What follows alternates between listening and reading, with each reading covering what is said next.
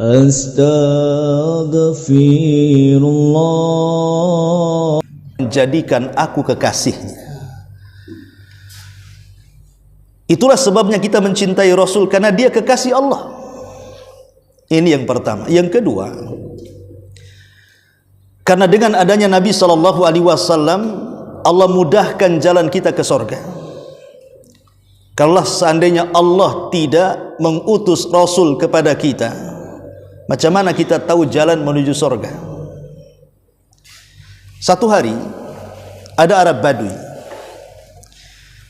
datang menemui Nabi SAW, bertanya soal kiamat. Rasul, kapan kiamat? Mata sa'ah ya Rasulullah, kapan kiamat wahai Rasul? Rasul tak jawab, karena pertanyaan ini tak patut ditanyakan, karena tidak ada yang tahu terjadinya kiamat. Kemudian ditanya lagi, kapan kiamat wahai Rasul? Sampai 3 kali. Akhirnya Rasul mengatakan, manis sa'il, siapa yang bertanya tadi? Maka Arab Badui mengatakan, ana ya Rasulullah, saya wahai Rasul. Kata Rasul, engkau bertanya soal kiamat itu, wa ma'adadta laha, apa yang kau siapkan? Kamu bertanya kiamat itu, apa yang kau siapkan?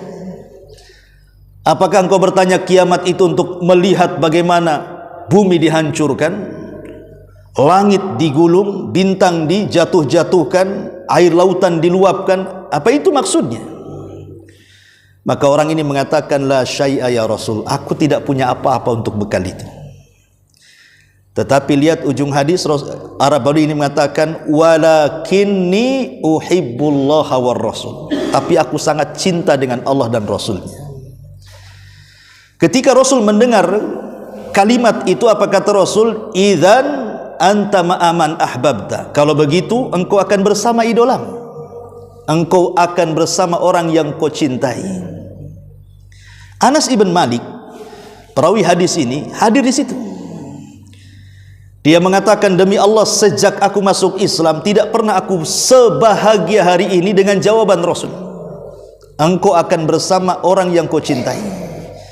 Karena aku sangat mencintai Allah, mencintai Rasul, mencintai Abu Bakar, mencintai Umar, dan aku ingin bersama mereka kelak di sorga, walaupun aku tidak beramal seperti amalan mereka. Dari sini kita tahu bahwa siapapun yang mencintai Nabi SAW, maka akan dimudahkan jalannya ke sorga. Karena Rasul yang mengatakan, Anda akan bersama idolanya. Kalau kita mengidolakan Rasul, berarti kita akan bersama Rasul. Dan tidak mungkin Rasul di neraka, pasti Rasul di sorga. Tapi siapa yang tidak mencintai Rasul, mencintai Fir'aun, mencintai Namrud, mencintai Korun, mencintai selebritis yang fasik, yang gak jelas, ya kita akan bersama mereka, kan gitu. Karena kita ini akan bersama orang yang kita idolakan, maka jangan salah cari idola.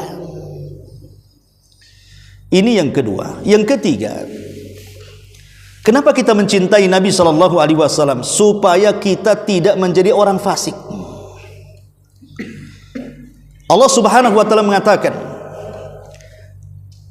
Kul in kana aba'ukum wa abna'ukum wa ikhwanukum wa azwajukum wa ashiratukum wa amwalun iqtaraftumuha wa tijaratun tahsawna kasadaha wa masakina tardawnaha ahabba ilaikum minallahi wa rasulihi wa jihadin fi sabilihi fatarabbasu hatta ya'tiyallahu bi amri wallahu la yahdil qaumal fasiqin.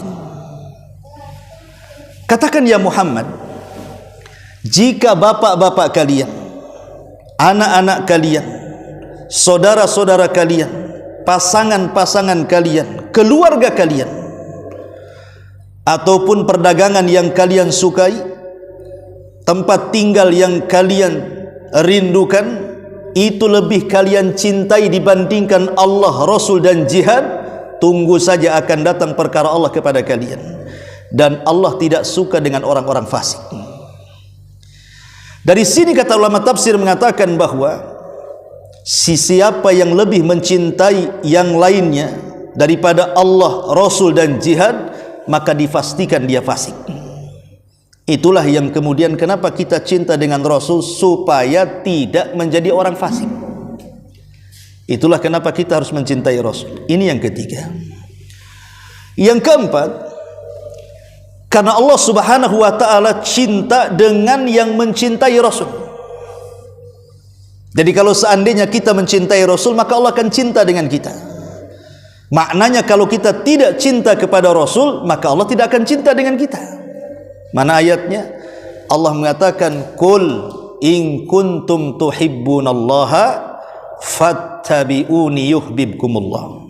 Katakan ya Muhammad, kalau kalian cinta dengan Allah, ikuti aku, maka Allah akan cinta kepada kalian.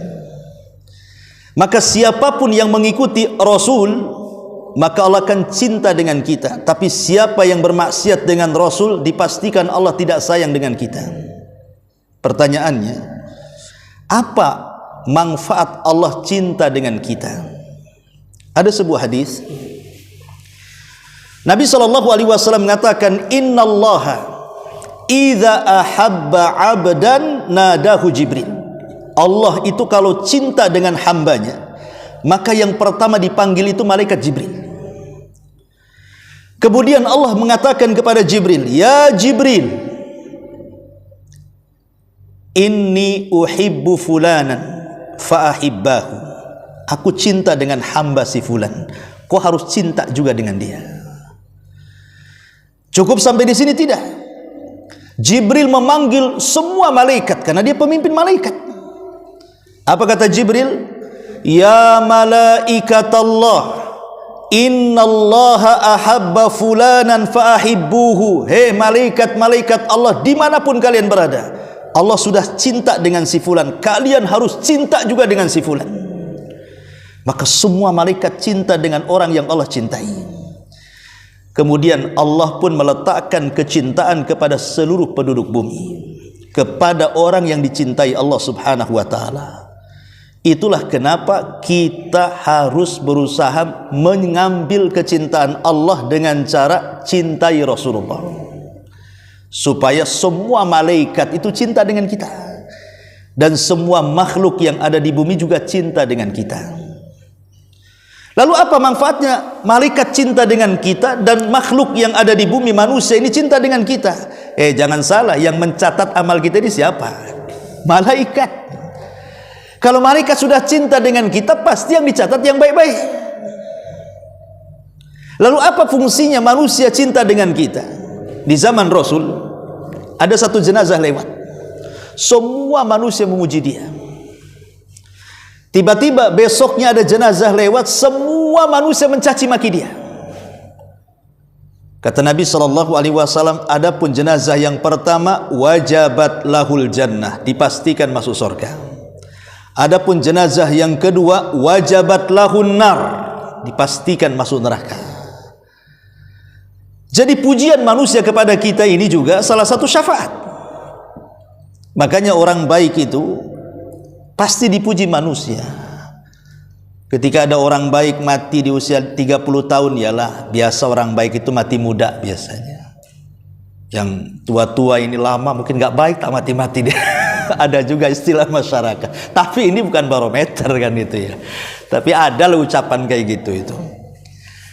Ma'asyiral muslimin yang dimuliakan Allah Azza wa Jalla. Jadi ini juga alasan kenapa kita mencintai Rasul, karena siapa yang mencintai Rasul pasti mendapatkan kecintaan Allah kepada kita. Ini yang keberapa? Yang keempat. Yang kelima, kenapa kita harus mencintai Rasul? Karena siapa yang tidak ingin bersama Rasul coba di sorga? Di dunia kita tidak pernah memandang Nabi, hanya tahu ceritanya saja. Semua ingin berjumpa dengan Rasul. Mungkin atau mustahil? Mungkin. Nabi mengatakan dalam sebuah hadis, "Man ahabba sunnati faqad ahabbani, wa man ahabbani kana ma'i fil jannah." Siapa yang cinta dengan sunnahku, maka dia telah mencintaiku. Dan siapa yang mencintaiku, aku akan bersama dia di sorga. Tidak mustahil kita akan berjumpa dengan Rasul. Walaupun sorga kita berbeda dengan Nabi SAW, tentu sorga Nabi paling tinggi. Kita kalau ditakdirkan masuk sorga yang paling cetek mungkin, ya kan? Tapi bukan mustahil. Kita tidak mungkin naik ke sorga yang paling atas karena tingkatan kita berbeda. Tapi Rasul bisa datang kepada kita. Rasul bisa datang kepada kita, menemui kita. Dan itulah kenikmatan yang luar biasa. Memandang wajah Nabi SAW. Sampai di zaman Rasul itu ada seorang sahabat namanya Thauban. Thauban itu mantan budak dimerdekakan Nabi, maka disebut maula. Thauban maulan Nabi. Jadi Thauban ini, entah kenapa kecintaan kepada Rasul itu teramat sangat dalam. Jadi kalau tidak memandang wajah Rasul sehari saja bisa sakit. Bisa sakit. Sehari saja tak mandang Rasul bisa sakit. Karena cintanya seorang Thauban kepada Rasul. Satu hari Rasul safar, Thauban tak tahu. Dicarinya Rasul ke masjid, tak ada. Ditanyakan kepada istri-istrinya, tak ada. Dibilangnya Rasul sedang safar. Disitulah kepikiran sampai akhirnya jatuh sakit, kurus dan terbaring, hanya karena ingin memandang wajah Nabi. Selang beberapa hari berikutnya Rasul sampai dari safar. Kemudian dihabari bahwa Thauban, bekas budak yang dimerdekakan itu, sedang sakit terbaring. Jadi sangkanya jatuh sakit karena apa? Rasul datang ke rumahnya. Kemudian ditanya, ya Thauban, sebelum aku pergi kau sehat-sehat saja. Kenapa sekarang kau sakit parah seperti ini? Ada apa? Disitulah kemudian Thauban mengatakan, ya Rasulullah, tadzakartu yaumal qiyamah. Rasul, aku ingat hari kiamat, katanya. Kemudian Rasul mengatakan, apa urusanmu dengan hari kiamat? Maka Thauban mengatakan, tadzakartu mauti wa mautuk. Aku ingat kematianku dan kematian dirimu. Kalau seandainya kita meninggal dunia, aku yakin sorgamu di atas, sorgaku paling di bawah, kata Thauban ini. Sementara satu hari di dunia aku tidak sanggup kecuali menatap wajahmu. Apa mungkin aku di akhirat bisa melihat dirimu? Maka Rasul terdiam sampai turun ayat. Allah Subhanahu wa taala mengutus Jibril kemudian membacakan ayat Al-Qur'an, wa man yuti'illaha wa rasulahu faulaika ma'alladzina an'ama Allahu 'alaihim minan nabiyyin was-siddiqin wasyuhada'i was-salihin wa hasuna ulaika rafiqa. Maka siapa yang mentaati Allah dan Rasulnya, maka mereka akan bersama para nabi, bersama para pecinta kebenaran, bersama para syuhada, bersama orang-orang saleh, dan mereka adalah teman-teman terbaik kelak pada hari kiamat. Turun ayat ini. Siapa yang mencintai Rasul dengan cara mentaati Allah dan Rasulnya, maka kita bisa bersama Nabi. Inilah kenapa kita harus mencintai Rasul, karena dengan itu kita akan bisa berjumpa dengan Nabi. Kemudian juga yang nomor 7, kenapa kita harus mencintai Nabi SAW? Ingat, keselamatan saya, Anda dan siapapun di akhirat itu tergantung syafaat. Dan hanya orang-orang yang mencintai Rasul dan mentaatinya, itulah yang akan mendapatkan syafaat. Rasul mengatakan, kullu ummati yadkhulunal jannah, semua umatku dipastikan masuk surga, illa man aba, kecuali orang yang enggan masuk surga. Sahabat heran, masa sih ada orang yang enggan masuk surga wahai Rasul? Bodoh kali bahasa kitanya. Kata Rasul, ada. Kemudian Rasul mengatakan, man ata'ani dakhalal jannah wa man asani faqad aba. Siapapun yang taat kepadaku, maknanya di balik ketaatan tentu harus ada cinta, maka dia akan masuk surga. Tapi siapa yang bermaksiat kepadaku, ada kebencian kepadaku, maka itulah orang yang enggan masuk surga. Saat manusia dikumpulkan di padang mahsyar, kita tahu bahwa Nabi SAW itu adalah manusia yang pertama kali keluar dari kubur. Kata Rasul, ana awal man yanshaq anhul qabr. Sayalah orang yang pertama keluar dari kuburan. Artinya ketika hari dibangkitkan manusia yang pertama dibangkitkan Nabi. Tapi Nabi SAW melihat Nabi Musa sudah dibangkitkan juga tuh. Rasul mengatakan, aku tidak tahu apakah aku dulu atau dia dulu. Karena ada Nabi Musa masalahnya kan. Tapi sepakat ulama mengatakan bahwa Rasul orang yang pertama kali dibangkitkan. Itu hanya ketawaduan Rasul bicara seperti itu. Jadi kan manusia itu dikumpulkan di padang mahsyar, itu kondisinya Allah Subhanahu wa taala membuat permisalan dua binatang. Pertama, kal jaradil muntashir, seperti jarad. Jarad itu belalang yang berhamburan. Yang kedua, seperti laron. Karena Allah yang mengatakan al-qari'atu mal qari'ah wa ma adraka mal qari'ah yauma yakunun nasu kal farash. Farash itu laron. Laron itu yang ada di lampu-lampu itu disebut laron. Lah kenapa Allah Subhanahu wa taala buat permisalan dua binatang ini saat kebangkitan manusia? Dan apa maknanya? Maknanya ketika manusia dibangkitkan pertama kali, manusia tidak ada tujuan, sehingga yang dari barat lari ke timur, yang dari timur lari ke barat, dari selatan lari ke utara. Tidak ada tujuan, lari semua manusia itu. Lah itulah seperti laron. Laron itu kalau terbang itu nggak beraturan, kadang ditabrak kawannya itu. Kalau pagi dah hilang semua, tinggal sayapnya di bawah tuh kalau laron tuh. Karena laron itu tidak beraturan kalau terbang itu. Tetapi kemudian ketika semua manusia lari ke sana kemari, makanya Allah gambarkan dalam Al-Qur'an itu yauma yafirrul mar'u min akhi wa ummihi wa abihi wa sahibatihi wa bani likulli imri'in minhum yauma idzin sya'nun yughni. Ketika manusia lari dari saudaranya, lari dari orang tuanya, lari dari anak istrinya, masing-masing sibuk mengurus masing-masing. Kenapa lari? Di dunia ini kalau kita ketemu istri kan maunya gabung saja, ketemu anak maunya kumpul, ketemu orang tua maunya enak sama-sama. Kenapa di akhirat saling lari, menjauh satu dengan yang lainnya? Di dunia kan enak kumpul-kumpul. Rupanya kenapa istri lari dari suami, orang tua lari dari anak, pasangan lari dari pasangannya? Karena mereka takut diambil pahalanya. Kita ini di dunia kadang seorang suami kurang memberikan hak kepada istri, atau sebaliknya. Anak juga kurang memberikan hak kepada orang tua, atau sebaliknya.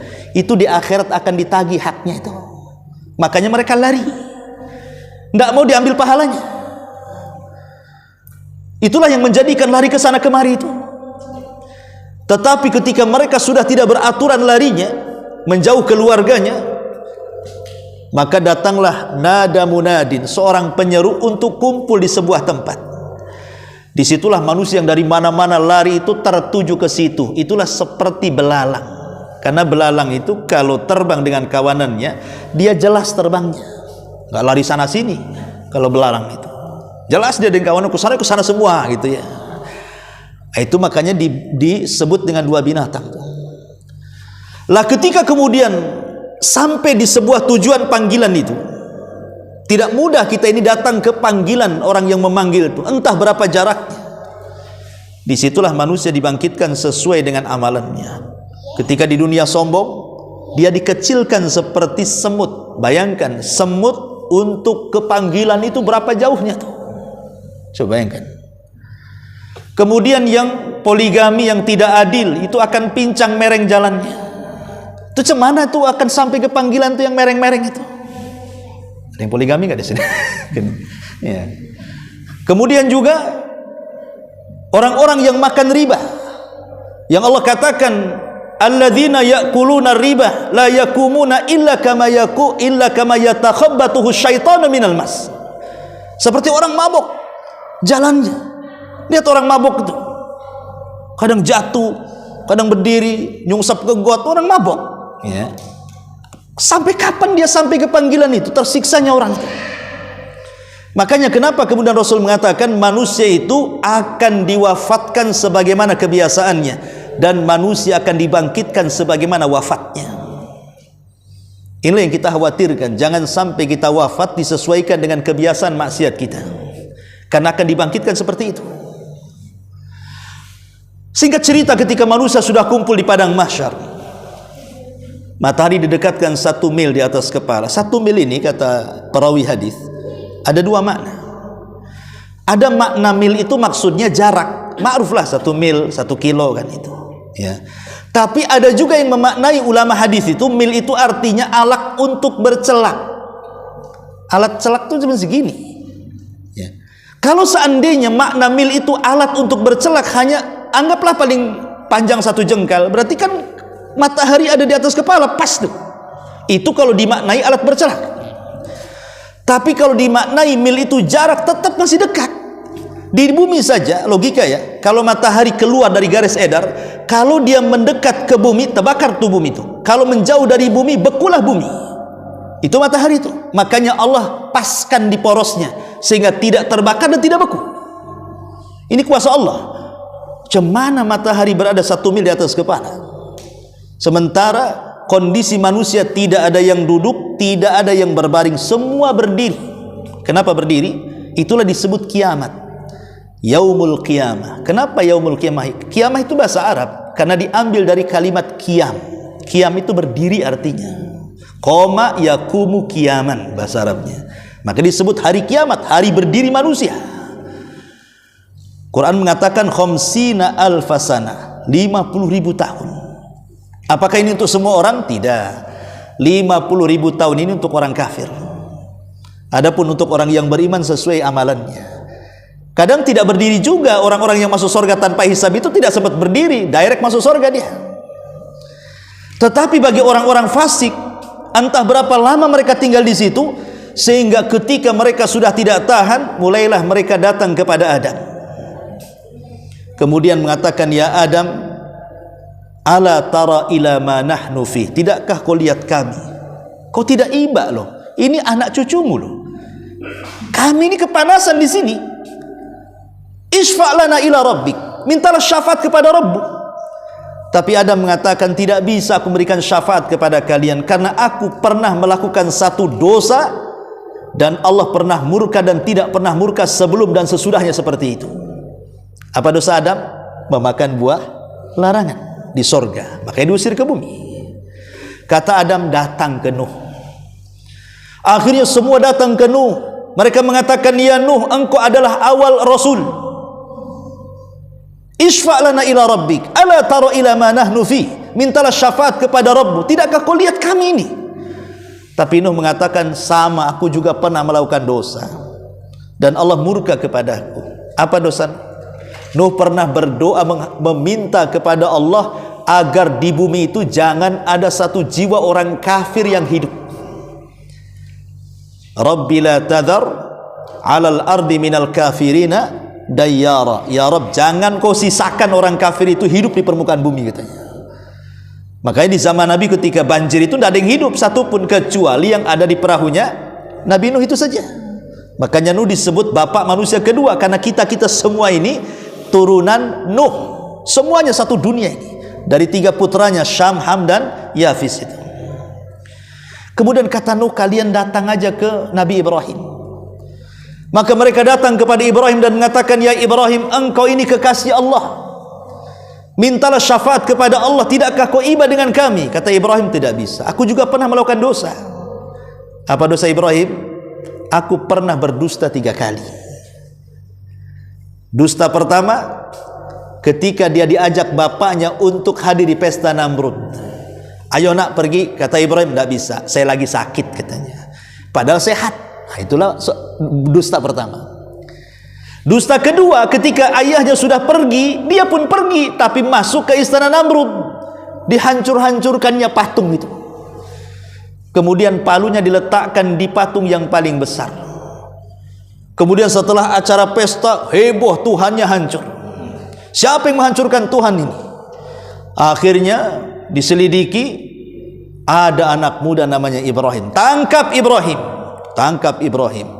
A anta fa'alta hadza bi alihatina ya Ibrahim. Engkau ya yang melakukan ini wahai Ibrahim. Ibrahim cerdas. Kata Ibrahim, bal fa'alahu kabiruhum hadza. Sambil jempolnya diisyaratkan ke patung yang paling besar, bahkan patung itu yang melakukannya. Tengok palunya di situ, katanya. Kalau aku yang melakukan, palunya sama aku. Palunya ada di situ, berarti itulah kambing hitam kan tuh, si patung besar itu. Ibrahim ini berdusta. Berdusta apa? yang menghancurkan kan dia. Tapi dia isyaratkan ke patung besar, dan dia mengisyaratkan dengan jempol. Nah, begini. Kenapa dengan jempol? Sebenarnya Ibrahim ingin mengatakan yang melakukan itu ini, cuman diisyaratkan ke patung. Kenapa jempolnya? Karena kalau memegang sesuatu tanpa jempol itu tidak akan kuat. Megang palu begini, gagangnya nggak akan kuat. Tapi kalau jempolnya gini pasti kuat tuh. Jadi Ibrahim itu sebenarnya yang ngomong ini jempol aku yang melakukannya, cuman diisyaratkan ke patung. Itu namanya tauriah dalam bahasa Arab. Ini dusta yang kedua.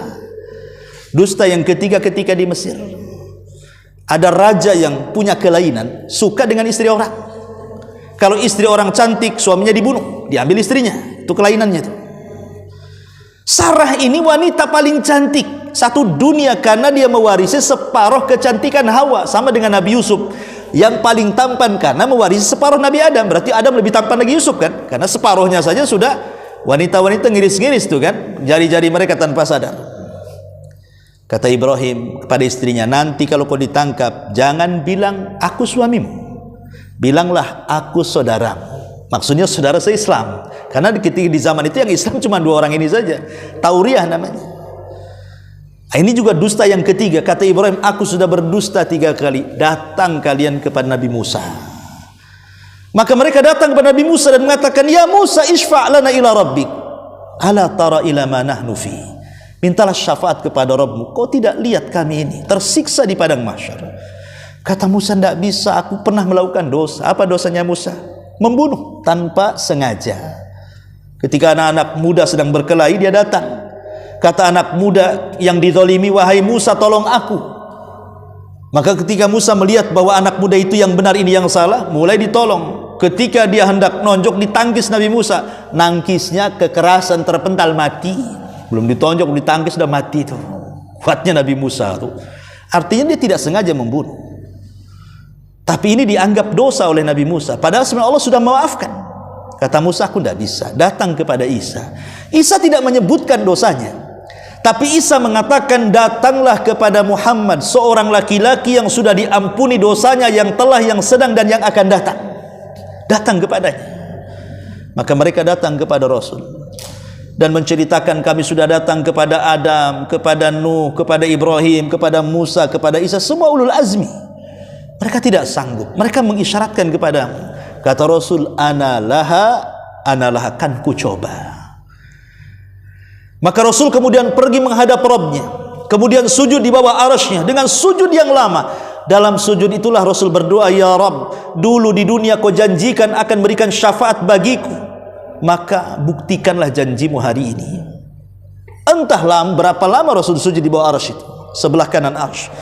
Kemudian Allah pun datang dan mengatakan kepada Rasul kita, ya Muhammad irfa ra'sak, wahai Muhammad, angkat kepalamu. Qul tusma, katakan kau didengar. Sal tu'ta, minta kau diberi. Washfa' tushaffa, minta syafaat, ku beri kau syafaat. Disitulah Nabi SAW diizinkan untuk memberikan syafaat. Dan Rasul mengatakan, as'adun nas li syafaati yaumal qiyamah man qala la ilaha illallah. Manusia yang paling bahagia dengan syafaatku pada hari kiamat adalah orang yang mengucapkan kalimat la ilaha illallah. Itulah kita kaum muslimin. Kalau bukan karena Rasul, kita tidak akan dapat syafaat. Ini baru muqaddimah, belum masuk sejarah ya. Baru kenapa kita cinta sama Nabi. Kita masuk ke sejarahnya. Karena kecintaan kita kepada Nabi SAW ya harus tahu sejarah. Ma'asyiral muslimin yang dimuliakan Allah Azza wa Jalla. Cerita tentang kelahiran Rasul. Tentu banyak peristiwa yang kita akan dengar. Ya, peristiwa itu ada yang sahih berdasarkan hadis, ada yang lemah, bahkan ada yang sampai tingkat palsu ceritanya. Tapi yang jelas bahwa ada peristiwa-peristiwa aneh yang disebut dengan irhasat. Irhasat itu keanehan yang timbul dari Nabi sebelum beliau diangkat jadi Nabi. Tapi kalau sudah diangkat jadi Nabi, keanehannya disebut mukjizat namanya. Ada irhasat, ada mukjizat ya. Apa saja keanehan Rasul? Kita ambil yang sahih saja ya. Beberapa perkara yang jelas-jelas ada dalilnya. Pertama, kehancuran pasukan Abraha. Abraha ini sebenarnya kenapa dia ingin menyerang Ka'bah? Karena ketika dia membangun gereja di Yaman yang disebut dengan Kulais, saking tingginya gereja itu disebut Kulais. Kulais itu diambil dari kolam suah. Ini bahasa Arabnya, ini kolam suah dalam bahasa Arabnya. Jadi kalau nenggak ini kolam suahnya jatuh. Saking tingginya gereja itu, makanya disebut Kulais gerejanya. Saking tingginya, nggak ada gereja paling tinggi di dunia itulah. Kalau masih ada, tapi kan sudah nggak ada. Ya, sebut Kulais gerejanya itu. Konon Abraha ini ingin mengalihkan kiblatnya orang Arab yang ketika itu masih menyembah berhala tapi masih mengagungkan Ka'bah. Dia mau menarik orang Arab, bilang jangan ke Ka'bah jauh-jauh, ke sini saja ke gereja saya. Rupanya ada orang yang hidup di kabilahnya sekitar Ka'bah sedang berdagang ke Yaman. Mendengar Abraha melecehkan Ka'bah dan akan mengalihkan kiblat ke gerejanya, marah dia. Malam-malam masuk ke gerejanya, diberakin gerejanya tuh. Dia buang, dikencingin, diberakin, buang hajat dalam gereja. Ingat, bukan muslim loh ya, ini kan belum ada Islam. Ini penyembah berhala. Orang Islam tidak boleh berak di gereja, nanti orang gereja berak di masjid pula. Kan itu. Ini masih cerita orang musyrik, nggak, belum ada Islam, belum ada. Ya. Jadi dikotori semuanya, beraknya itu sampai diambil, dicoret-coret di tembok. Ini penghinaan, belum diresmikan sudah dihinakan, belum potong pita sudah dihinakan seperti itu kan. Marah Abraha ini. Tapi Abraha ini ya kita akui dia ada sisi baiknya. Dia tidak, kalau Abraha mau dia pasti serang orang Arab tuh, kurang ajar. Pasti dibantainya orang Arab dan pasti berhasil, pasukannya kuat, orang Arab lemah. Tapi Abraha tetap insaf, dia adil. Karena dia sudah melecehkan gereja, saya akan lecehkan Ka'bah. Itu saja. Ya. Walaupun orang Arab berusaha waktu itu melarang Abraha perang, tapi tetap kalah. Nggak ada yang berhasil mengalahkan Abraha itu. Sampai datang ke Wadi Muhassir yang dekat dengan Ka'bah itu. Tapi Abraha ketika sampai di Wadi Muhassir, Anda yang pernah haji tahu namanya Lembah Muhassir, karena mesti lewat di situ orang haji itu. Ya. Makanya kalau lewat lembah itu tidak boleh jalan biasa, harus kencang lari, karena kita dilarang untuk singgah di tempat yang pernah diazab. Tidak boleh, Islam larang. Kalau tempat itu pernah diazab, kita tidak boleh singgah di situ. Makanya saya heran, Laut Mati itu kan tempat kaum Sodom, kaum homoseksual yang diangkat oleh sayap Jibril kemudian ditumpahkan jadi Laut Mati. Tengok orang berenang di Laut Mati itu, malah di situ lumpur pula kan gitu ya. Dole itu kononnya katanya untuk obat atau apa, wallahu alam. Tapi Islam melarang. Kalau tempat itu pernah diazab, jangan lewat situ. Jangankan itu, lewat kuburan orang kafir aja kita disuruh cepat-cepat. Tapi kalau kuburan orang Islam jangan cepat-cepat. Ucapkan salam. Ya, assalamualaikum ya ahlal kubur wa inna bikumul lahikun nas'alullahu lana walakumul afiyah. Ustaz malam-malam. Cuman kalau ada yang jawab, nggak ada yang jawab. Ya, tetap kita harus mengucapkan salam. Ya. Jadi ketika Abraha di lembah Muhassir itulah kemudian Allah datangkan burung-burung laut yang disebut dengan ababil tuh, burung-burung hitam laut itu. Itu dikerahkan sama Allah, entah dari mana-mana burung itu. Entah membawa batu dari mana, tiba-tiba kemudian dihujani batu, tidak ada yang selamat. Walaupun ada 1-2 orang yang selamat, itu untuk menceritakan saja, habis itu mati, supaya ada kisahnya. Ya.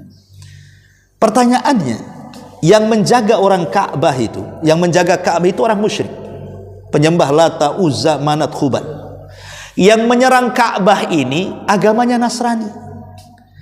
Pertanyaannya, orang musyrik dengan orang Nasrani dengan Islam dekat mana? Dekat Nasrani, karena Nasrani itu ahli kitab, punya nabi, punya Injil. Sama dengan kita punya nabi, punya Quran. Orang musyrik tidak punya apa-apa, Rasul tidak punya, nabi tidak punya, kitab tidak punya. Mereka orang yang tidak berakal, batu disembah. Kenapa orang musyrik dilindungi Allah? Orang Nasrani pula dibinasakan, harusnya kan dibalik. Ya kan? Rupanya ada rahasia.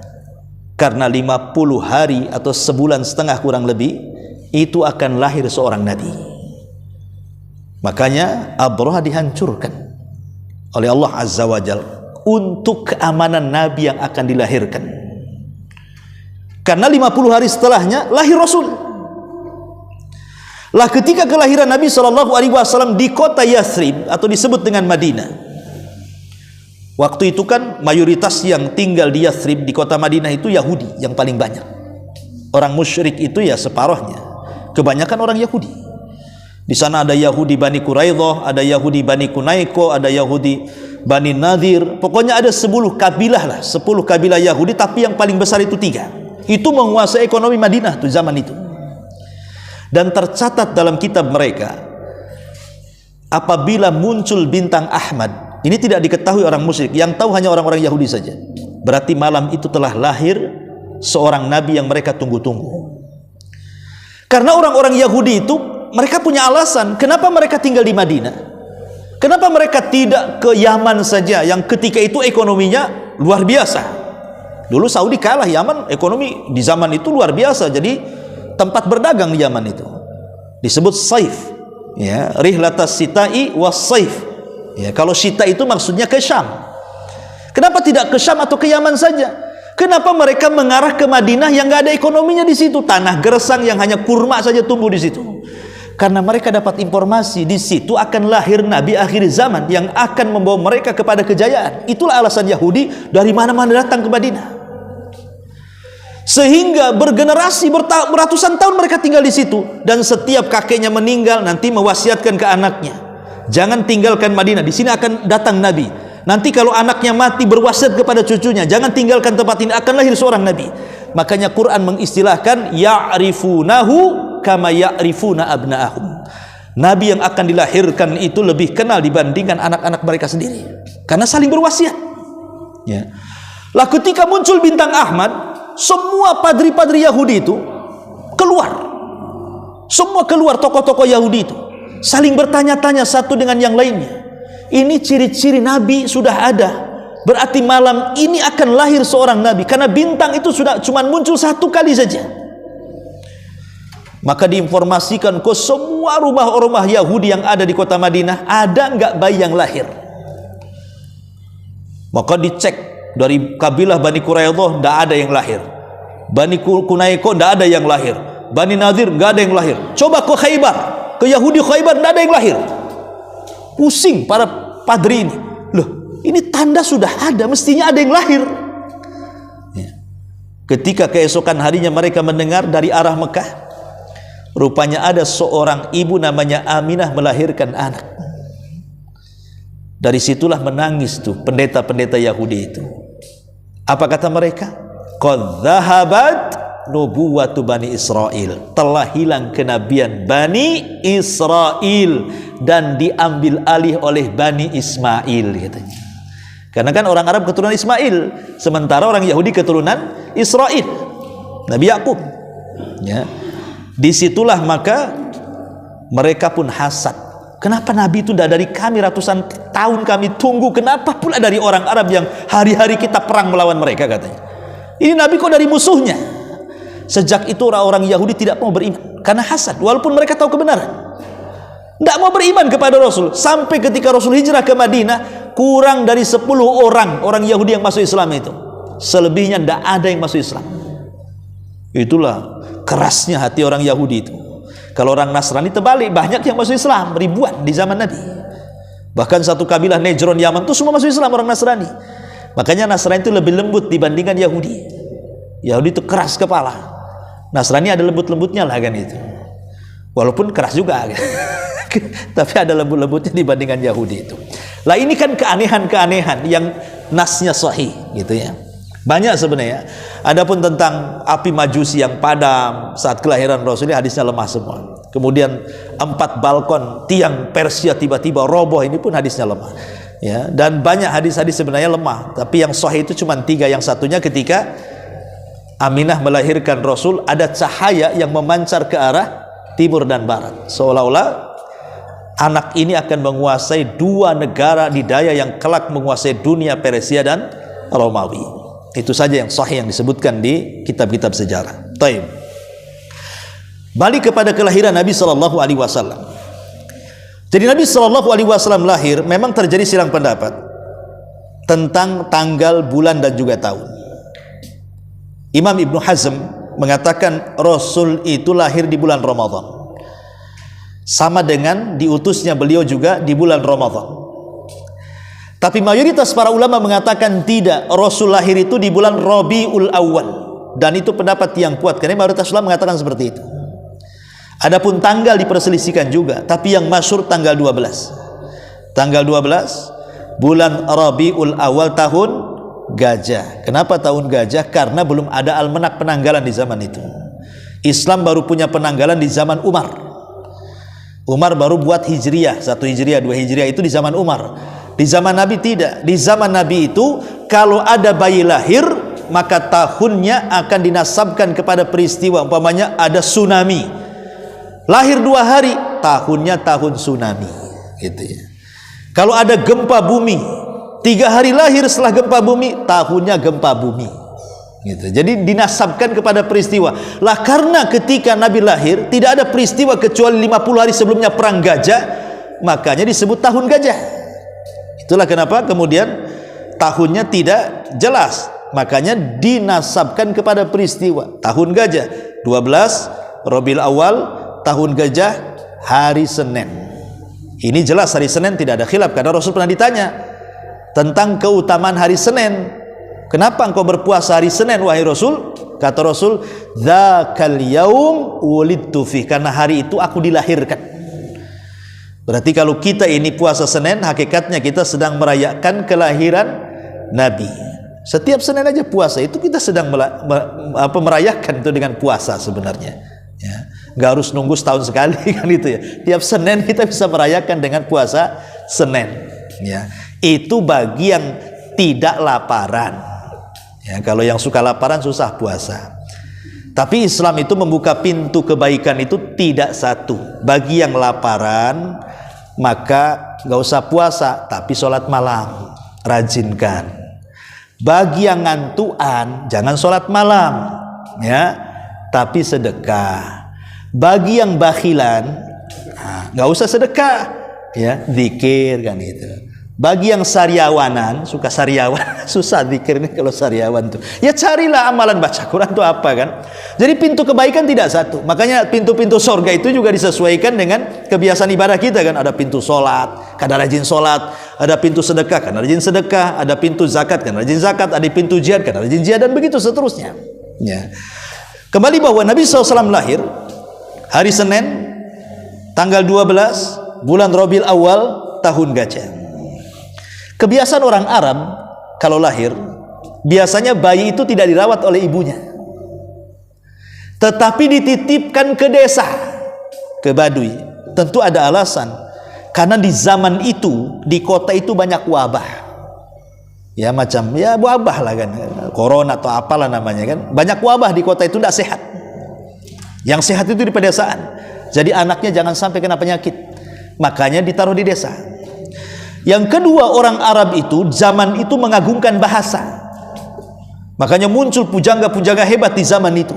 Lah sementara bahasa kota ini sudah terkontaminasi dengan bahasa asing. Makanya lihat bahasa di ibu kota dengan bahasa di desa kan beda tuh. Walaupun sama-sama bahasa Indonesia kan. Orang-orang desa ini ngikut-ngikut orang kota aja, kata kota bro, ikut bro juga dia. Padahal di desa nggak kenal tuh nama bro itu, ya. Aneh-aneh lah kalau di kota itu. Tapi kalau di desa ya lurus-lurus saja. Dia tengok sinetron, ditirulah orang desa tuh, ya. Masih baik di zaman Nabi kan nggak ada sinetron, nggak ada TV kan. Jadi bahasa Arabnya masih murni. Makanya mereka sangat mengutamakan bahasa, ditaruh di desa.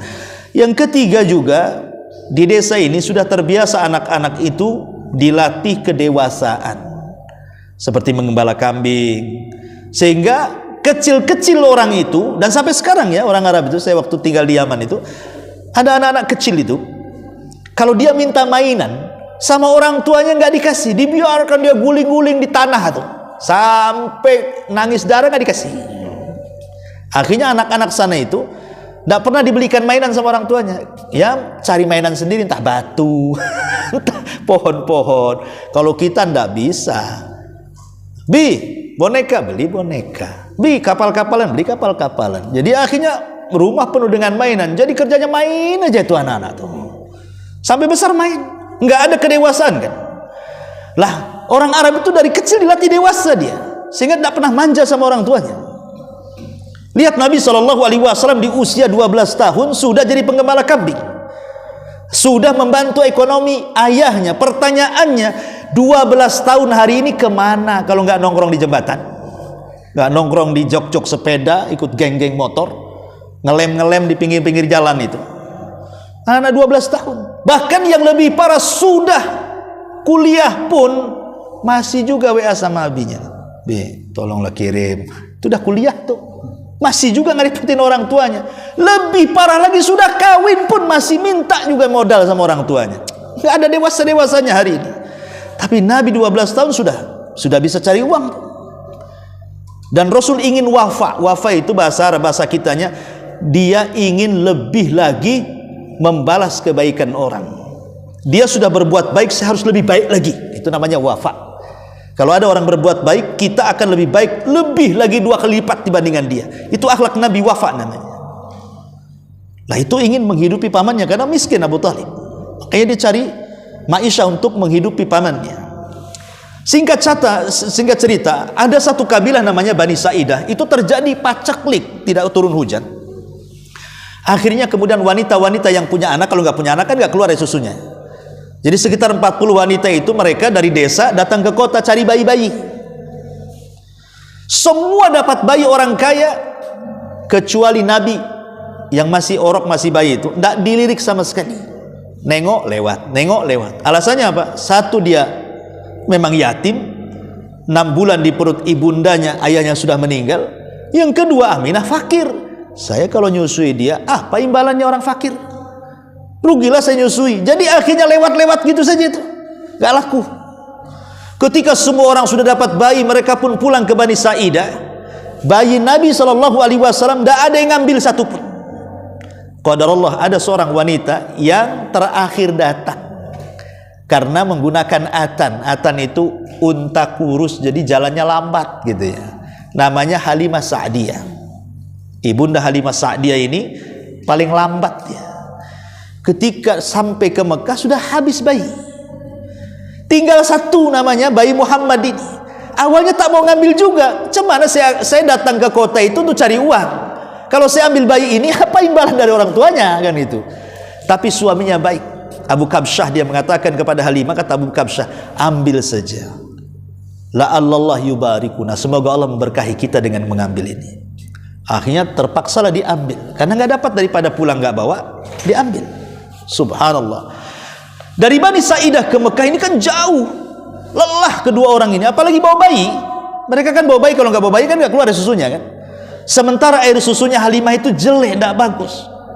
Dan mereka pun sudah lelah luar biasa. Kambingnya pun nggak keluar air susunya. Tapi malam hari ketika mereka mengambil bayi Nabi SAW, betul-betul Allah berkahi. Tiba-tiba kambing, karena ingat ya, makanan di Mekah di zaman itu, makanan pokoknya itu daging kambing. Kalau di Madinah kan kurma. Ya, kambing itu makanan pokok orang Mekah di zaman itu. Ya, belum kenal gandum. Ya, gandum ada, tapi mereka mesti makan daging. Kenapa demikian?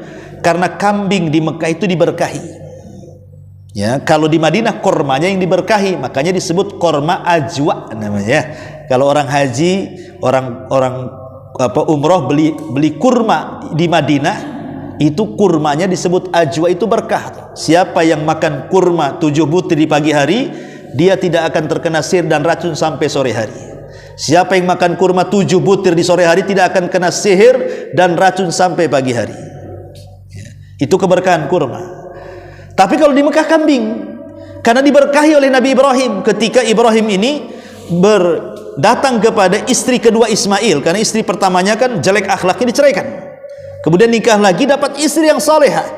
Ketika Ibrahim bertamu kepada istri Ismail yang kedua, rupanya baik. Dikasih daging kambing, dikasih air zam-zam. Ketika itu air zam-zam belum berkah. Akhirnya Ibrahim mendoakan 2 perkara ini, air zam-zam dan daging kambing. Apa kata Ibrahim? Semoga Allah memberkahi makanan kalian dan minuman kalian. Maka sejak itulah makanannya berkah, minumannya berkah. Zam-zam menjadi air berkah karena didoakan Ibrahim. Kemudian daging kambing menjadi berkah. Makanya lihat orang Arab itu makan kambing siang, sore, malam, tidak ada yang kolesterol. Coba Anda makan daging tamiang, nanti balik ke tamiang kita. Pasti itu. Orang Arab itu biasa aja makan pagi, siang, sore. Tidak ada mereka itu yang penyakitan. Ya, karena memang berkah kambingnya kan. Kambing ini nggak berkah, kambing Batam ini. Makanya makan sedikit tinggi itu tensinya, makan sedikit kolesterolnya tinggi, terakhir stroke kan gitu. Lah Halimah ini, kambing-kambing ini tiba-tiba susunya banyak, bisa diperah malam itu.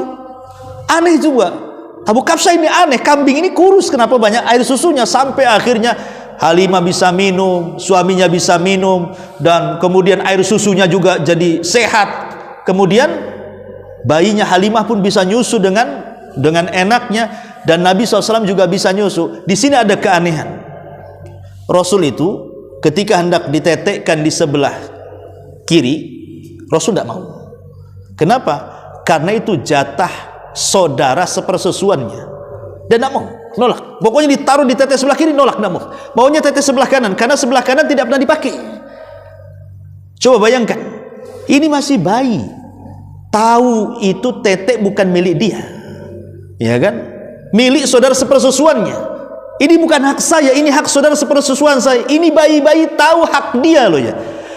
Anda ini udah tua-tua, kadang-kadang tak tahu hak, ngambil orang punya orang. Udah tua, udah tahu haknya kan. Ini Rasul bayi-bayi loh, udah tahu itu bukan haknya, nggak diambil. Coba kita ini nemu dompet itu bukan ini punya siapa, alhamdulillah kata. Kadang-kadang hak orang itu main embat saja. Nah ini kan pelajaran juga tuh. Rasul bayi aja udah ngasih pelajaran sama kita. Kalau bukan haknya tidak akan diambil. Dan herannya malam itu tiba-tiba mereka bisa tidur pula sampai pagi, padahal perjalanan Bani Sa'idah ke Mekah itu jauh. Allah sehatkan badan sehingga mereka bisa balik dengan sehat. Yang tadi capek-capek badan, hilang capeknya. Yang lebih hebat lagi, untanya, si Atan itu namanya, itu unta kurus, tiba-tiba memiliki kekuatan yang luar biasa. Dinaikkan tidak pernah berhenti, bisa lari kencang. Jadi yang kemarin kawan-kawannya pulang itu bisa kesusul semuanya tuh. Aneh juga kan? Mereka untanya gede-gede, ini unta-unta kecil nih, kurus-kurus. Dan dia pula yang sampai di Bani Sa'idah. Ini kan dari keanehan irhasat namanya ya. Sampai di Bani Sa'idah itu kan waktu itu kekeringan, tiba-tiba hujan. Datang aja Rasul sampai di Bani Sa'idah, hujan deras. Dan yang lebih heran lagi, kambing-kambingnya Halimah Sa'diyah itu gemuk-gemuk, dan apabila kambing tetangga gabung ikut gemuk juga. Dengan keberadaan Nabi SAW, disitulah dirasakan berkahnya. Betul kata suaminya Halimah, Abu Kabsyah, ambil saja, mudah-mudahan ada berkahnya. Ya memang diberkahi kan itu ya. Lah Nabi SAW yang namanya di desa ya dari kecil sudah mainannya kambing, main kambing ya, gembala kambing gitu ya. Bisa berjalan aja sudah berkawan dengan kambing Rasulullah itu. Jadi besar sedikit sudah menggembala walaupun 4 tahun. Lah setelah 2 tahun awalnya kan menyusui kan 2 tahun saja. Jadi Halimah ingin mengembalikan karena sudah 2 tahun masalahnya kan. Dikembalikan kepada Aminah, tapi Aminah mengatakan jangan, masih kecil, bawa lagi. Oh seneng dia, memang maunya jangan dibawa kan gitu kan. Ketanggung jawab dia 2 tahun dikembalikan masalahnya. Ketika diizinkan, wah senang sekali Halimah, dibawa lagi. Masalahnya ketika usia Rasul sallallahu alaihi wasallam 5 tahun atau menginjak 4 tahun ya. Lah Rasul ini sedang main-main dengan saudara sepersusuannya. Disitulah tiba-tiba datang Jibril dengan 2 malaikat. Sedang main-main, ditangkap Rasul, kemudian dikeluarkan pisau, tiba-tiba dibelah dadanya, kemudian diambil jantungnya, kemudian dicuci dengan air zam-zam dari bejana emas, dimasukkan kembali, kemudian dijahit lagi. Dan itu disaksikan anak-anak kecil yang masih polos. Akhirnya diceritakanlah kepada Halimah. Ketakutan Halimah. Masalahnya bekasnya masih ada gitu. Kalau bekasnya nggak ada ya mungkin kan cerita aneh kan itu. Anak-anak bohong ini. Bekasnya ada. Bekas jahitannya itu. Disitulah ketakutannya Halimah sehingga dia sudah tidak nyaman lagi. Jangan-jangan diapa-apain nih, jangan-jangan setan, jangan-jangan apa kan begitu. Disitulah Halimah akhirnya ketakutan, takut ada apa-apa. Ini anak orang masalahnya. Makanya dibalikan. Di usia 6 tahun dibalikan kepada ibundanya Aminah. Lah Aminah ini karena sebenarnya Aminah ini Sudah tahu pasti banyak keanehan. Makanya ketika diceritakan sama Halimah itu bahwa anak-anak menceritakan anakmu seperti ini, nggak kaget Aminah itu. Kemudian Aminah mengatakan kepada Halimah, mau nggak aku ceritakan kepadamu yang lebih ajaib daripada yang kau ceritakan kepada aku, katanya. Apa katanya? Kata Aminah, waktu aku melahirkan dia keluar cahaya dari perutku, katanya. Dan itu memancar ke timur dan barat, katanya. Aku tidak khawatir dengan anakku, katanya.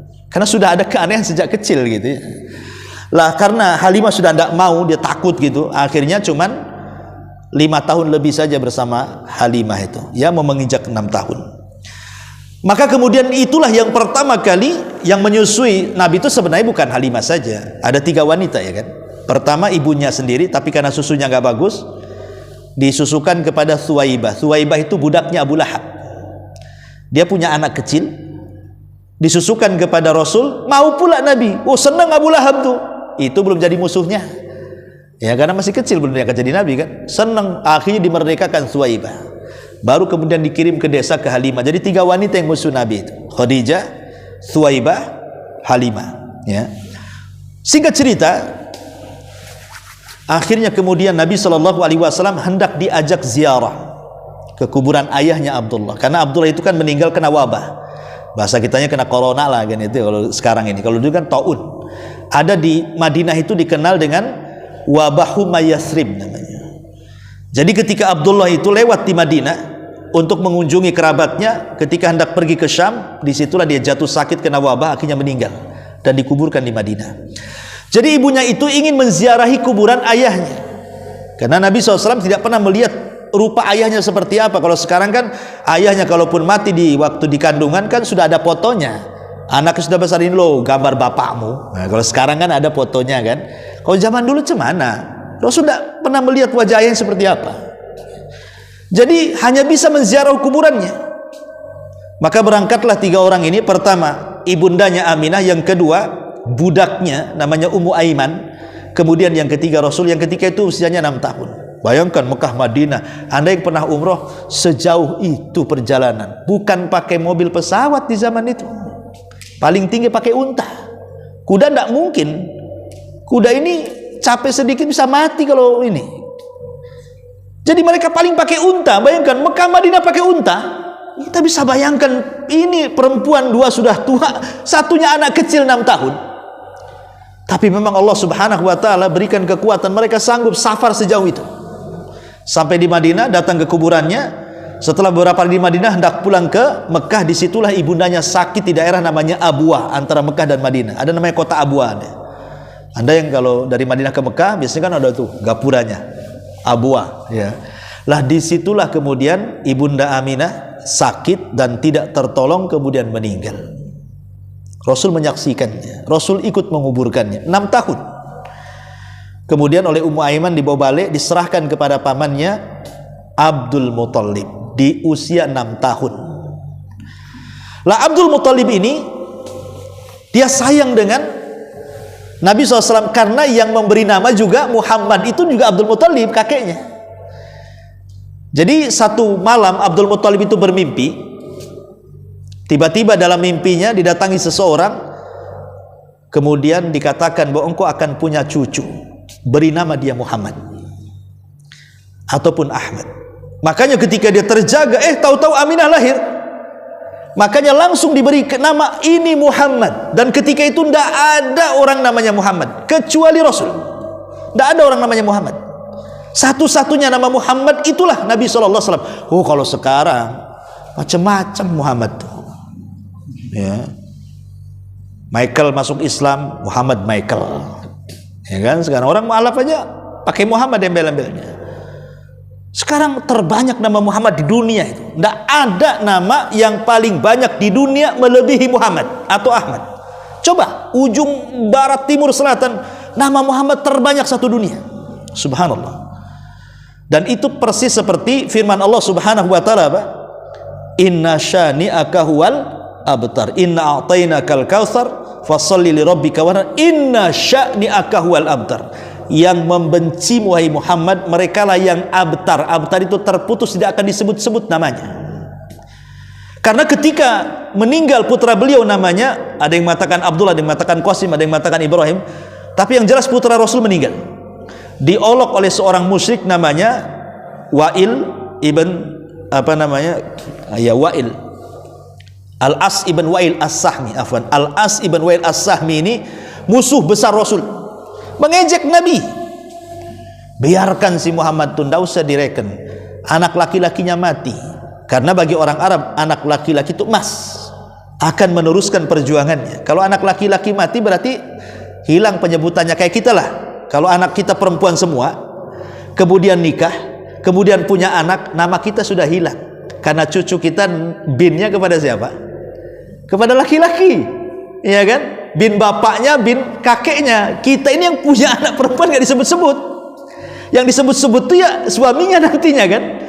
Nah kalau kita setelah Islam datang ya sama aja, mau itu dibinkan ke suaminya tetap juga cucu kita. Tapi di zaman jahiliyah itu aib masalahnya, tidak usah disebut-sebut, dia tidak punya anak laki-laki lagi. Maka Allah mengatakan inna syani'aka huwal abtar, tenang ya wahai Muhammad, yang membencimu itu, yang mengatakan kau terputus namamu, justru mereka yang putus. Makanya hari ini lihat, tidak ada satupun orang yang kalau punya anak diberi nama musuh Nabi, tidak ada. Hatta orang kafir hari ini, siapa namanya anaknya? Abu Lahab, ada. Nama anakmu siapa? Abu Jahal, nggak ada. Ya, nggak ada yang berani, walaupun orang kafir loh ya. Tanya orang kafir aja nggak mau ngasih nama anaknya Abu Jahal. Nah, tapi ada orang kafir namanya Muhammad. Lah itu menunjukkan apa? Inna syani'aka huwal abtar, bahwa yang membencimu yang Muhammad tenang saja, mereka yang akan terputus, nggak akan disebut-sebut kecuali dalam bab celaan saja. Jadi Abdul Muthalib itulah yang ngasih nama Muhammad. Makanya langsung ini cucuku Muhammad. Maka setiap ada pertemuan diletakkanlah dia di singgasana Abdul Muthalib. Tidak ada orang berani duduk di situ kecuali Rasul. Ketika paman-pamannya yang lain mengatakan jangan duduk di situ, jangan di situ, tapi Abdul Muthalib datang, biarkan. Innalahu sya'nun, dia akan jadi orang besar katanya. Jadi kakeknya sudah tahu dia akan jadi orang besar. Abdul Muthalib sudah tahu ciri-cirinya. Tapi sayang Abdul Muthalib tidak lama, cuma 2 tahun saja. Kemudian beralih kepada Abu Thalib. Kenapa Abu Thalib? Pamannya Rasul banyak. Ada Abbas, ada Hamzah, ada Abu Lahab. Banyak paman-pamannya. Paman-paman Rasul ada 10. Walaupun yang hidup sampai diangkat jadi Nabi cuma 4. Yang masuk Islam 2, yang kafir 2. Yang masuk Islam Abbas dan Hamzah. Yang kafir Abu Lahab dan Abu Thalib. Tapi beda Abu Lahab dengan Abu Thalib. Abu Lahab jadi musuh Nabi, Abu Thalib pula membela Nabi, walaupun sama-sama kafir. Ya. Jadi kenapa kemudian Abdul Muthalib mengatakan kepada Abu Thalib, rawat anak ini, padahal dari semua paman Rasul yang paling miskin itu Abu Thalib dan banyak anaknya. Rupanya Abdul Muthalib memilih Abu Thalib. Kenapa? Karena Abdul Muthalib ini istrinya banyak, sehingga rata-rata anaknya itu satu bapak lain ibu. Lah yang satu bapak satu ibu dengan ayahanda Rasul Abdullah itu adalah Abu Thalib. Jadi dari kedekatan satu bapak satu ibu itulah yang kemudian kenapa alasan Abdul Muthalib menitipkan kepada Abu Thalib, tidak menitipkan kepada Hamzah karena Hamzah beda ibu, tidak menitipkan kepada Abu Lahab karena Abu Lahab beda ibu, itu masalahnya. Dan biasanya daya tingkat emosionalnya yang dekat pasti akan lebih sayang dibandingkan yang jauh, makanya dititipkan kepada Abu Thalib walaupun miskin. Dan ketika itu Abu Thalib juga menjadi pemimpin Arab.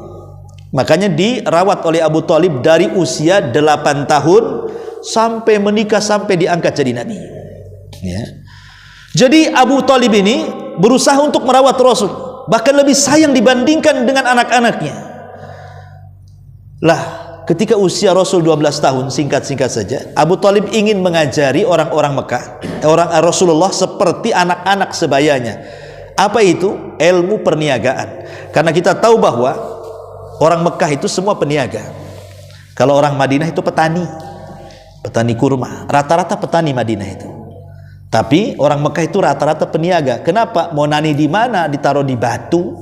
Semua batu padang pasir. Kalau bawa singkong ke sini ditanam jadi singkong. Dibawa ke sana ditanam jadi kayu bakar. Nggak akan tumbuh. Makanya orang Mekah itu salah satunya hanya bisa dagang saja. Dan ilmu perdagangan orang-orang Mekah di zaman itu memang betul-betul berurat ya, menjadi daging bagi anak-anak Quraisy itu.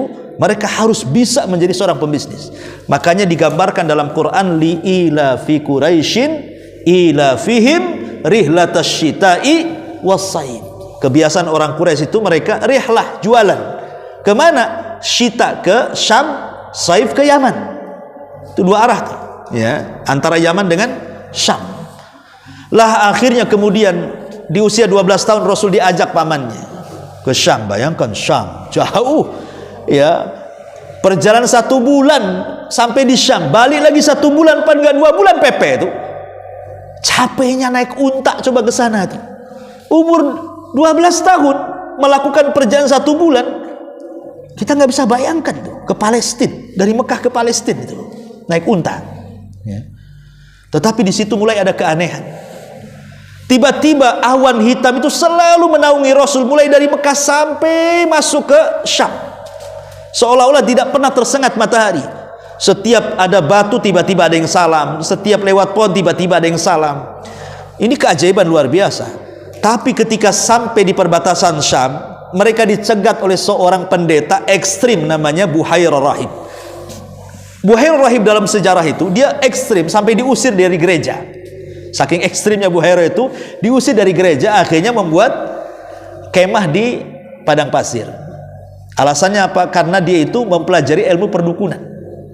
Jadi dia tahu soal ramalan, Buhairah Rahib itu. Lah salah satu yang ada dalam ramalan dia itu akan muncul seorang nabi dan lewat di situ. Makanya dia di situ aja tinggal, nunggu sampai kapan.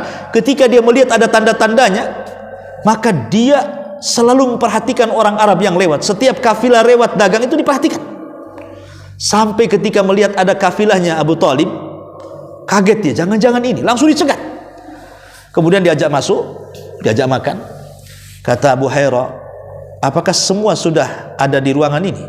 Kata Abu Thalib, tidak. Ada 1 anakku belum masuk. Sengaja aku taruh untuk menjaga barang dagangan. Kata Abu Hurairah, masukkan dia kemari. Ketika dimasukkan itulah Abu Hurairah melihat ada tanda dari anak itu.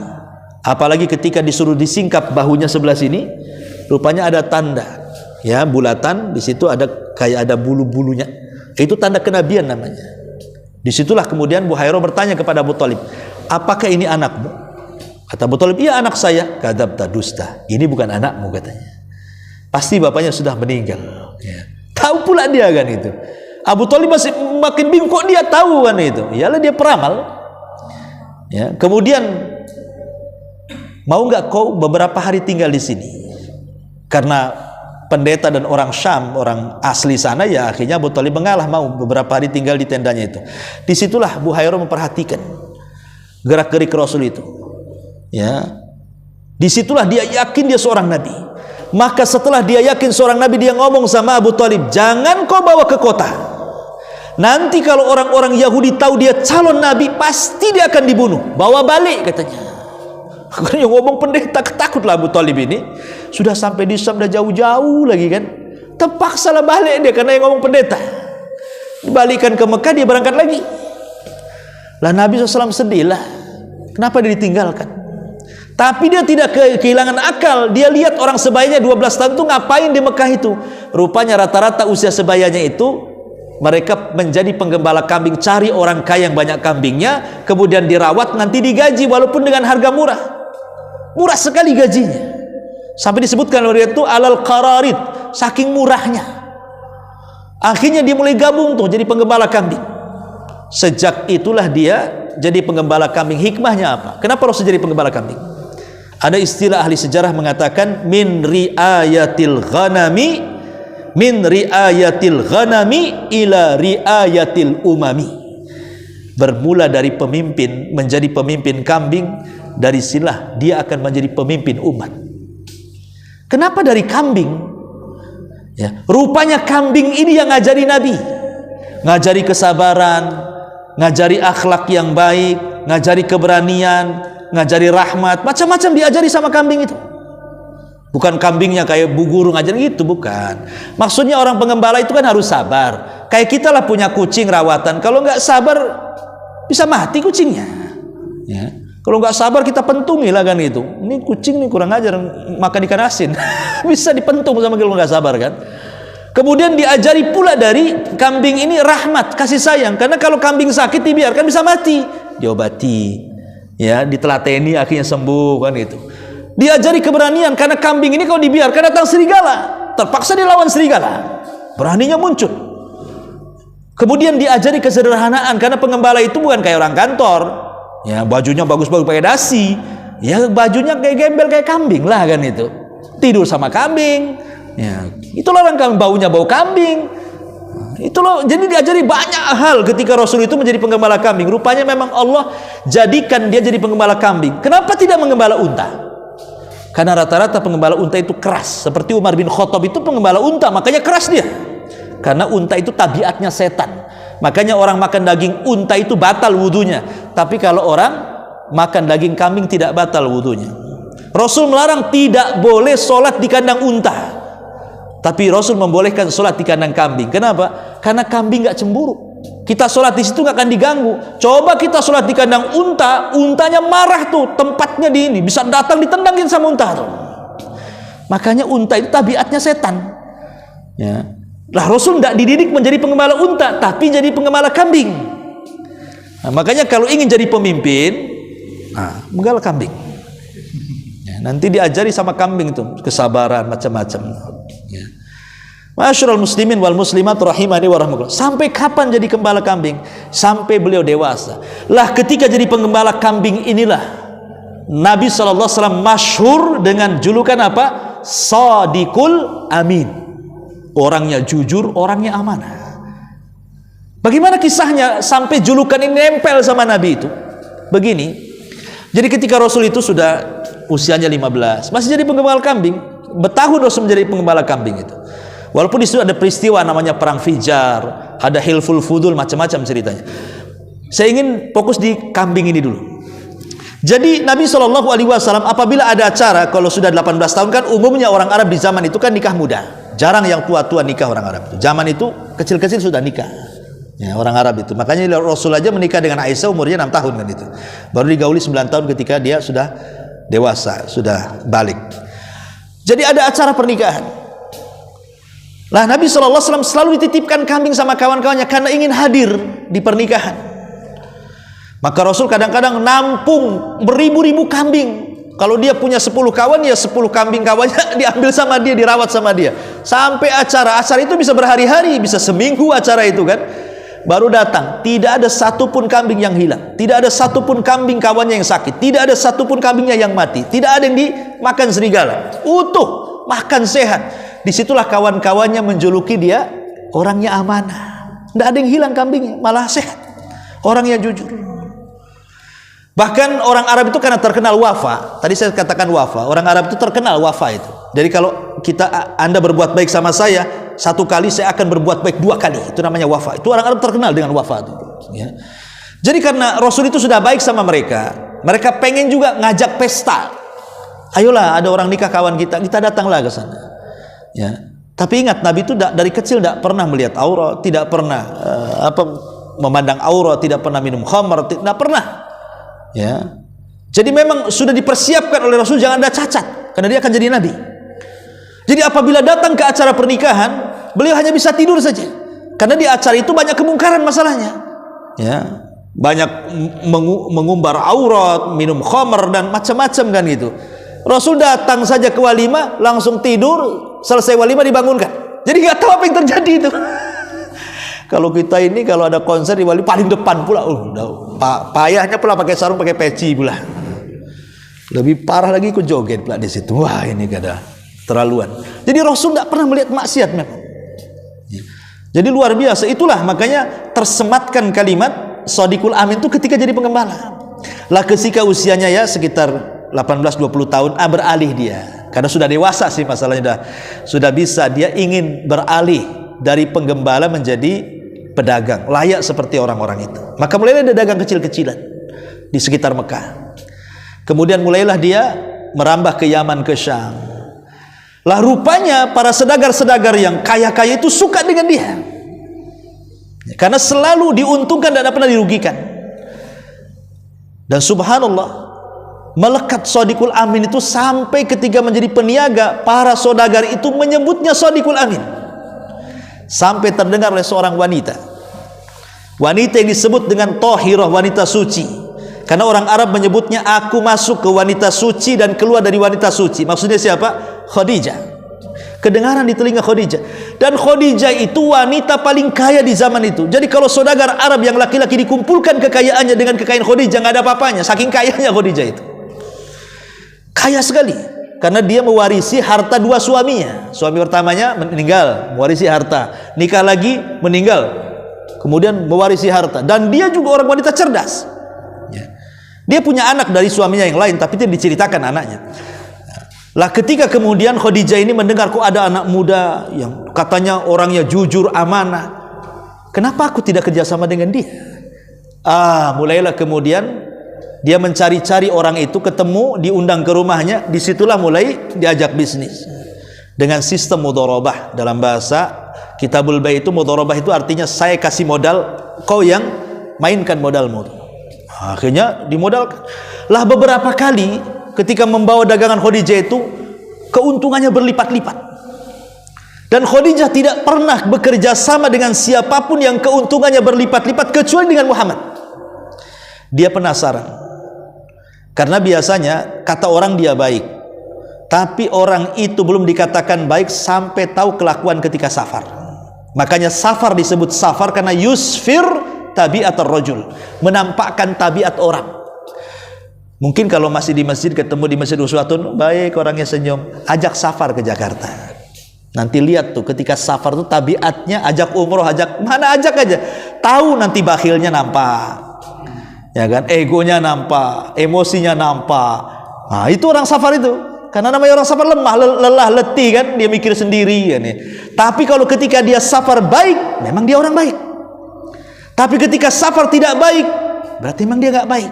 Dia ini pencitraan saja nih, Masjid Uswatun, senyum-senyum itu. Kalau diajak safar nampak pula emosian dia. Tabiatnya nampak. Makanya disebut safar itu yusfir, menampakkan gitu ya. Tabiatnya seseorang tuh.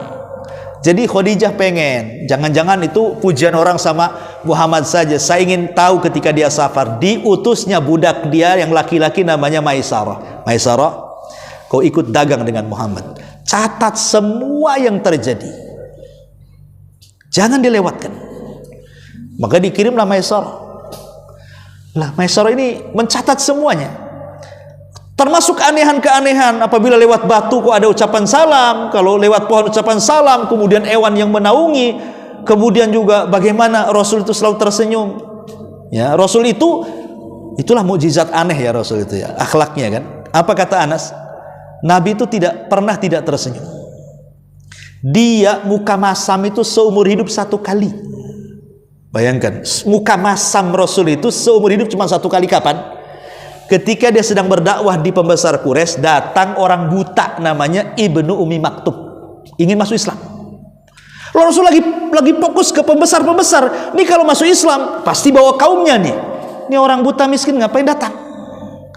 Rasul tidak suka. Akhirnya mukanya masam, kemudian tidak mau melihat, fokus kepada orang Quraisy pembesarnya itu. Turun ayat abasa wa tawalla an ja'ahul a'ma. Rasul bermuka masam dan berpaling ketika datang orang buta, kata Allah. Allah tegur tuh. Ya. Jadi inilah peristiwa Rasul bermuka masam seumur hidup. Kalau kita ini seumur hidup muka masam, sekali senyum. Itu kalau kita ini dibalik gitu. Masam aja gitu mukanya itu. Ketemu dia masam lagi gitu. Gitulah aneh Rasul itu memang. Dia senyum terus satu kali seumur hidup. Atau contoh ya, mukjizat Rasul itu yang sederhana. Kata Aisyah, ma'aban Nabi sallallahu alaihi wasallam ta'aman qat. In ishtahahu akalah wa in karihahu tarakah. Rasul itu tidak pernah mencela masakan, mencela makanan, tidak pernah seumur hidupnya. Kalau dia suka makan, tidak suka tinggalkan. Jadi seumur hidup Rasul tidak pernah mencela makanan. Coba kita satu hari tidak mencela makanan itu tidak bisa rasanya. Kita ajak makan bakso, gimana baksonya? Bisa diulang? Apa ini? Udah langsung tuh. Kadang-kadang bukan makanan yang dicela, setnya dicela. itu sep apa itu, makan asin, masin semua nggak jelas katanya kan. Kadang-kadang kita ini kalau nggak mencela sehari ini, kadang nggak bisa. Padahal Rasul mengatakan kalau suka makan, nggak suka diem, jangan komentar, hargai.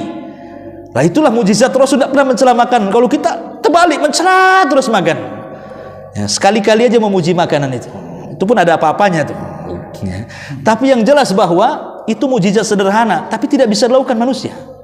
Padahal kan akhlak-akhlak seperti ini kan mudah kan, kayak senyum. Tersenyum kan mudah sebenarnya kan. Makanya orang kalau suka senyum, manis tuh mukanya. Tapi kalau orang jarang senyum, sekali senyum, pasti ada apa-apa tuh. Ada apa kok senyum-senyum? Pasti mau pinjam uang nih katanya. Intinya bahwa mujizat Rasul sederhana tidak bisa ditiru. Lah Maisarah ini mencatat semua akhlak Rasul sepanjang jalan. Ketika pulang diceritakan sama Khadijah. Disitulah rasa cinta Khadijah masuk. Ya. Ingin menikah dengan Nabi. Padahal usia dia tua 40 tahun, Rasul 25 tahun.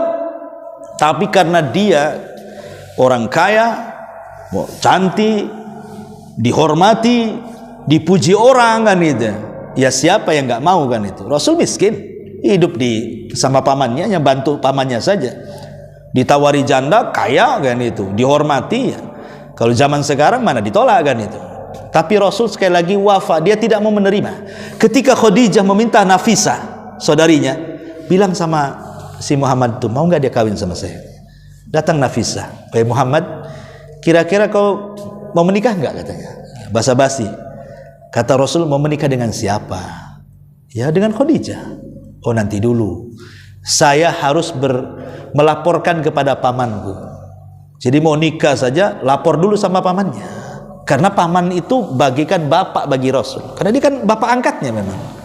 Ya, datang kepada pamannya, "Ada berita Khadijah mau menikahi saya, gimana paman?" Itulah bagaimana bentuk birrul walidain ya namanya, kan bapaknya sudah nggak ada, akhirnya birrul walidain kepada pamannya. Kalau di zaman sekarang mana ada, apalagi perantau ke Batam, datang janda, cantik, kaya, mau nikah dengan saya, mau kan gitu langsung. Nggak ada cerita nanti pulang udah banyak anak kan gitu ya. Kalau Rasul tuh enggak, tetap dia juga harus izin sama pamannya kan. Ketika pamannya senang, terima saja lamarannya. Pamannya lah yang melamarkan. Setelah dilamarkan, kemudian diumumkan, kemudian disitulah melakukan pesta pernikahan. Belum pernah terjadi pesta pernikahan yang luar biasa di zaman itu, ada laki-laki menghormati perempuan. Karena di zaman jahiliyah itu perempuan itu tidak ada harganya. Mereka suka-suka saja menikah itu. Tapi Rasul ingin memuliakan seorang wanita supaya menjadi sebuah percontohan di negeri Arab. Beginilah cara memuliakan wanita. Maka Nabi SAW memberikan mahar terbaik kepada Khadijah dengan menyembelihkan kambing sebagai walimahnya, dan maharnya 20 ekor unta betina. Ada yang mengatakan 40 ekor unta betina. Ingat, unta betina beda dengan unta jantan, lebih mahal. Bahkan harga unta itu yang tipe C saja itu sekitar ya 70 juta. Ya naik sedikit tipe B bisa 100. Ya naik sedikit tipe A bisa 100 lebih. A plus bisa sampai 200 juta. Itu satu unta. Kali 20, anggap saya 100 juta. Kali 20. Udah banyak tuh kan? Itu maharnya Nabi. Kira-kira maharnya bapak-bapak apa dulu? Enggak ya. Maharnya apa? Ya. Seperangkat alat sholat. Mendinglah. Ya. Seperangkat alat sholat. Tapi tak sholat juga dikasih seperangkat itu. Ya baguslah, maksudnya jangan seperangkat alat sholat saja, lipatkan di sajadahnya itu 200 juta umpamanya kan mantap tuh. Sebab 200 juta 20 unta itu kalau dibelikan Avanza dapat tuh 20 Avanza tuh. Avanza yang harga 100 yang second jadilah. Kan gitu kan. Kenapa Rasul itu mengajarkan mahar laki-laki harus besar, tapi kalau perempuan minta mahar harus murah. Perempuan kalau ditanya mahar minta yang paling murah, sendal japit pun tidak apa-apa. Tapi kalau laki-laki jangan murah, dia harus mahal. Seperti di zaman Rasul itu ada namanya Thabit ibn Qais al-Musammas. Dia ngasih mahar apa? Hektaran kebun kurma. Ya. Kenapa demikian? Karena dikhawatirkan nanti di tengah jalan terjadi cekcok, istri minta cerai. Kalau istri minta cerai, syaratnya apa? Balikan mahar. Kalau seperangkat alat sholat beli di pasar jodoh, ambillah katanya kan. Tapi kalau jutaan uang, mikir nih uang dari mana sih balikin? Nggak jadi kawin, jadi cerai kan akhirnya kan? Ya nggak bisa lah, sayang juga maharnya banyak-banyak. Nanti saya miskin lagi kan. Itulah kenapa kemudian kalau laki-laki ngasih mahar terbaik, kalau perempuan minta mahar termurah. Karena takut ada konflik nanti di tengah jalan. Ya. Tapi sekarang ini malah enggak, terbalik. Perempuannya minta mahar yang tinggi, laki-lakinya nawar-nawar. Kan itu dibalik-balik oleh zaman sekarang ini. Taib. Jadi ketika kemudian Nabi SAW sudah menikah dengan Khadijah, disitulah Allah karuniai banyak keturunan dari Khadijah. Di sana ada Qasim anak pertamanya. Dari situlah Rasul disebut Abul Qasim. Ya, ada Abdullah, ada Ruqayyah yang paling besar lah perempuan. Kemudian di bawahnya Zainab, Ruqayyah, Ummu Kulthum, Fatimah. 6 dari anak Khadijah. Tambah 1 Ibrahim dari anak budaknya namanya Maria Kibtiyah. Ini turunan Nabi semuanya. Tapi sayang, semua meninggal Nabi masih hidup, kecuali Fatimah. 6 bulan setelah Rasul meninggal baru menyusul. Tapi Qasim meninggal di waktu bayi. Abdullah meninggal di waktu bayi. Bahkan Ibrahim juga meninggal di waktu bayi. Kemudian Zainab meninggal, Rasul masih hidup. Kemudian Ruqayyah meninggal, Rasul masih hidup. Kemudian Ummu Kulthum meninggal, Rasul masih hidup.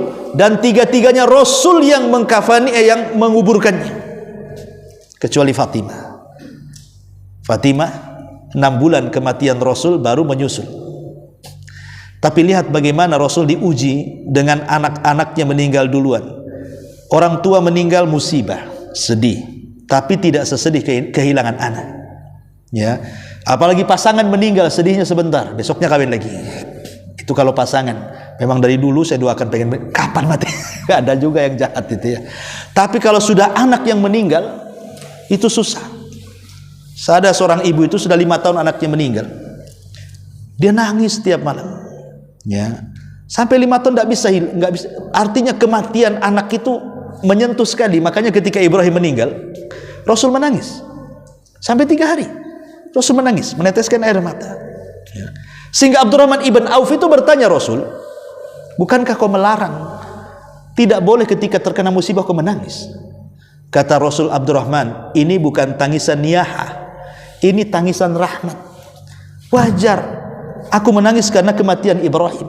Kemudian Rasul mengatakan, ya Abdurrahman, innal aina la tadma wa innal qalba la tahzan wa inna bi firaqika ya Ibrahim lamahzunun wa manaqulu illa ma yarda rabbuna. Abdurrahman, namanya mata ini bisa mengeluarkan air mata, dada ini bisa sedih.